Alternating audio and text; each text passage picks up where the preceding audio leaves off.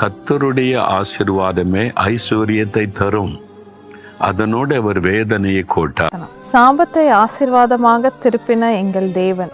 தீங்கின் காலத்திலும் நெருக்கத்தின் காலத்திலும் உனக்காக நான் சத்துருவுக்கு எதிர்ப்பட்டு உனக்கு சகாயம் செய்வேன் என்று மெய்யாகவே சொல்லுகிறேன். ஆவியினால் நிறைந்து சங்கீதங்களினாலும் கீர்த்தனைகளினாலும் ஞான பாட்டுகளினாலும் ஒருவருக்கொருவர் புத்தி சொல்லிக்கொண்டு உங்கள் இருதயத்திலே கர்த்தரை பாடி கீர்த்தனம் பண்ணுங்கள்.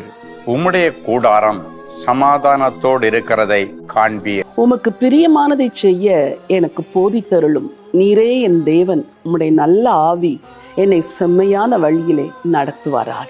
கர்த்தரின் பிரசன்னத்தினால் பர்வதங்கள் மெழுகு போல உருகிற்று. சர்வ பூமியினுடைய ஆண்டவரின் பிரசன்னத்தினாலேயே உருகி போயிற்று. அதற்கு சீமோன், ஐயரே, ராம் முழுதும் பிரயாசப்பட்டும் ஒன்றும் அகப்படவில்லை. ஆகிலும் உமது வார்த்தையின்படியே வலையை போடுகிறேன் என்றார்.